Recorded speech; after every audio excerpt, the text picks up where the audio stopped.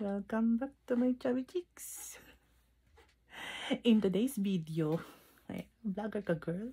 Oh, pansinin naman natin tong aking headdress. Okay. So, explain ko lang na backstory natin, supposed to be, diba, mag-undergo ako ng surgery sa brain kasi nga may nakitang tumor. So, ang nangyari, habang nag-undergo ako ng mga tests and check-up,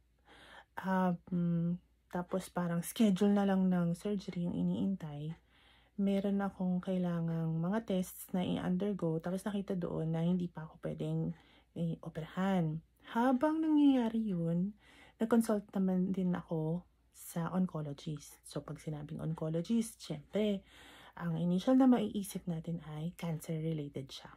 Pero, sabi ko nga sa inyo at the onset, nire-ready ko na yung sarili ko sa lahat ng pwede kong marinig o malaman dahil sa nangyari sa akin. So, at the onset, sinabi na kasi sa akin na yung brain tumor na nakita sa akin is not the primary tumor. Ibig sabihin, meron siyang pinanggagalingan. And na-mention ko na rin naman na meron akong mga bukol sa breast, sa lymph nodes. So, I had to undergo yung mga several scans, MRI, tapos bone scan, full abdomen scan. And dun sa bone scan, nakita na kaagad na meron akong traces of possible cancer. So, tinanggap ko na rin yon. Pero, to formalize everything, nirefer na rin nga ako sa oncologist and she required me to do biopsy. So, sa biopsy, kumuha ng specimen from my breast sa dalawang side kasi pareho silang may mga bukol and sa lymph nodes. And after a few days, lumabas talaga siya na malignant. And, kumbaga, somehow in conclusion, ang nangyari ay, I have breast cancer na nagmetastasis o kumalat siya at nagkaroon ako ng bukol sa brain na hindi ko in-expect kasi nga parang regular or normal headache lang yung nararamdaman ko before until the time na nagka-seizure ako. And then, eto din, na the lymph nodes are malignant. And then, yung traces na nakita sa bone scan, sa lungs, and sa bones ko, kaya ang category niya ay stage 4. So, pag sinabi daw na stage 4, akala ko dati pag stage 1, 2, 3, 4 is level ng kung gaano siya kalala.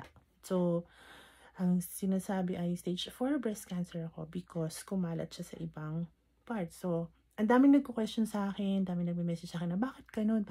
Kasi nga, ang normal nating nalalaman ay kapag breast cancer patient, focus lang on breast cancer, possible na wala siyang ibang naapektuhan na parts ng katawan. So, stay lang siya sa breast cancer kung ano mang level yon. So, yun yung medyo common. Pero marami pang sa loob nun. Meron ako mga nakakausap pa ng mga friends na meron din silang breast cancer na iba rin yung category nila. So, case-to-case basis talaga, case-to-case basis din yung atake. So, in my case, yung supposed to be surgery, ang nangyari ay 10 days or 10 sessions na radiation sa head. So, ang target niya is sana malusaw yung tumor sa brain. And dahil 10 days lang siya, after a few weeks, and dahil confirmed naman na may cancer na ako, we can move on to the chemotherapy. Kasi kung sinurgery ako, it would take time to heal, recuperation. Actually, yun nga, yung 2 weeks ako sa hospital. And then, titingnan pa kung walang infection sa brain, sa head ko. And then, saka pa lang makakapag-push through sa mga susunod na steps. In my case, natapos ko yung radiation ko last Monday, 10 sessions. Okay naman siya. Wala naman siyang masyadong hassle. The side effects is very minimal. On the first day lang ako nagkaroon ng super headache. But the rest of the days, okay naman. 10 sessions lang siya. Unlike dun sa mga iba kong nakasabay sa radiation center na mas marami silang session, depende sa pwesto ng kanilang mga bukol. Some of them din ay confirmed na may cancer. So, sa case ko, nagpahinga lang ako ng 2 to 3 weeks and then we will schedule yung start na ng chemo. Ang advice naman sa akin is to have 8 cycles of chemo every 3 weeks for 6 months. So, yun talaga yung hihingin ko sa inyo ng prayers at tulong at suporta na sana makayanan ko yung procedure itself. Again, case-to-case basis na naman kung papaano tatanggapin ng sistema ng katawan mo yung chemotherapy. So, ang ina-expect ko na mahirap siya. May iba daw na nagsusuka, nahihilo, masakit ang ulo, masama ang pakiramdam, hindi makatayo sa kama for a few days. And then after naman no, nakaka-recover. Tapos, another cycle. So, tatakbo siya sa akin ng 8 cycles for 6 months. So, yun na yung sunod ko sa inyong ihihingi ng dasal na sana kayanin ko talaga siya at kayanin ng katawan ko, kayanin ng positive thinking natin at sana ay matapos ko yung cycle ng walang delay. Although, sabi naman ng doktor na kung kunwari masama yung pakiramdam mo at hindi mo kayang ituloy yung susunod na cycle, pwede naman siyang ma-move. So, yun. Ngayon,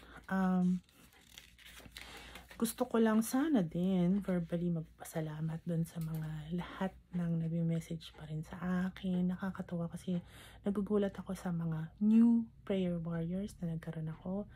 At sa mga datihan ko ng prayer warriors, salamat ng madami kasi hindi niyo ako tinitigilan senda ng prayers. Tapos sinasabi niyo sa akin na sinama niyo ako sa inyong prayer intention, sa community ninyo, sa church ninyo, sa mass intentions. Tulad yan, bukas Sunday na naman. So, sobra kong na-appreciate yung mga ganyan kasi nga sabi ko nga, the more the merrier, the more prayers, the more prayer warriors, the merrier talaga. At pag sinasabi sa akin na marami nagmamahal sa'yo, marami nagpipray para sa'yo, sobra pong nakakatapa ng puso kasi hindi ko alam kung saan nanggagaling. Parang sabi ko nga sa barkada ko, hindi naman ako ganun kaaktibo nung high school, nung elementary. Hindi rin ako ganun expressive sa lahat ng tao, pero sa pagkakataong ito, even yung mga taong hindi ko na nakikita or hindi ko na nakakasalamuha, nagme-message pa rin sa akin. Nagme-message sila sa akin ngayon at nagugulat ako at nagpapasalamat. I hope na masagot ko pa rin ang mga messages ninyo hanggat kaya ko. Syempre, tingnan lang natin kapag nag-chemo na tayo. Basta, tatry ko talagang sumagot at bumawi sa inyo.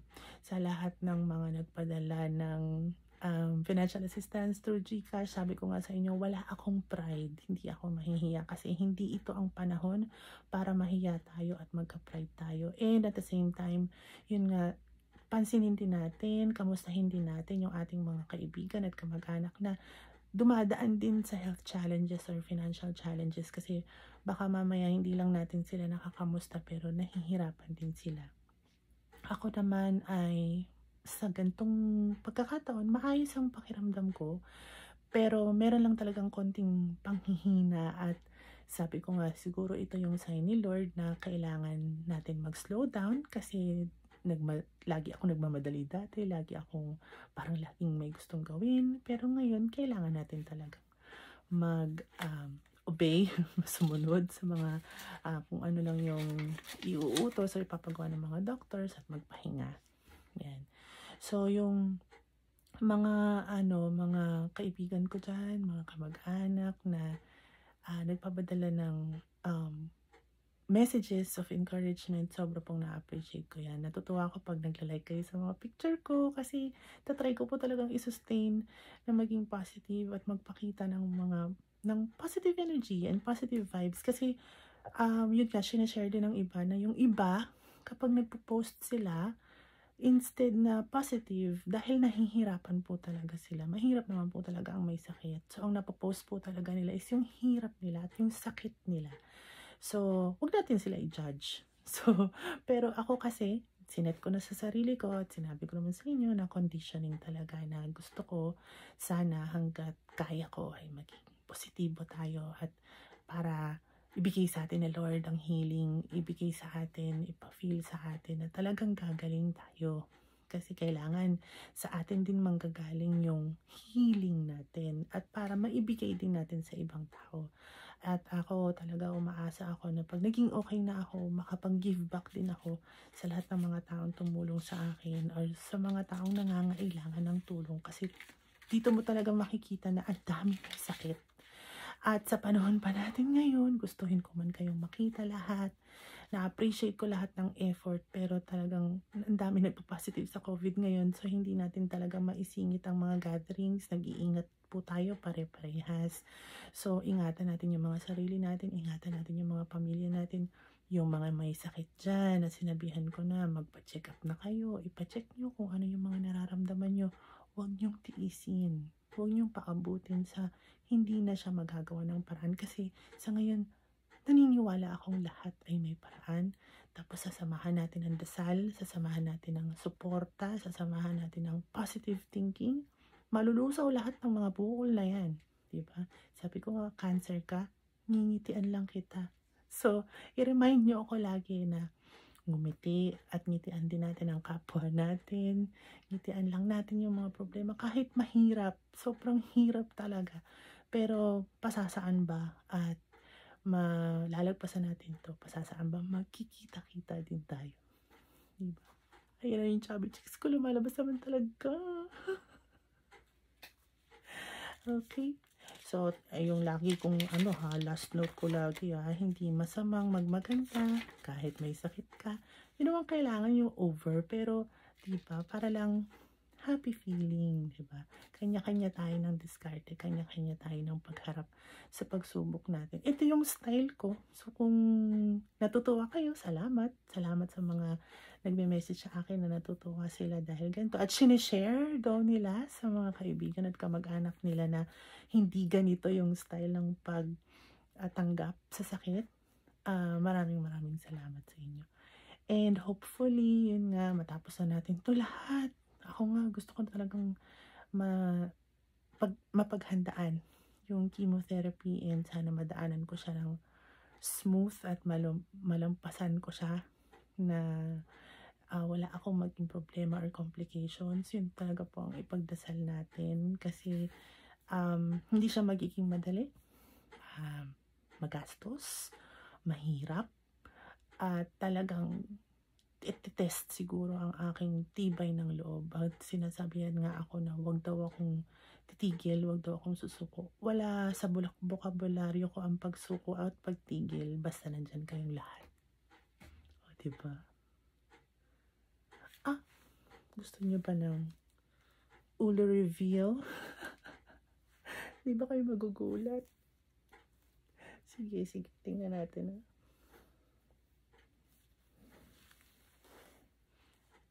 Tadaan! Bye-bye. Good Sunday, everyone.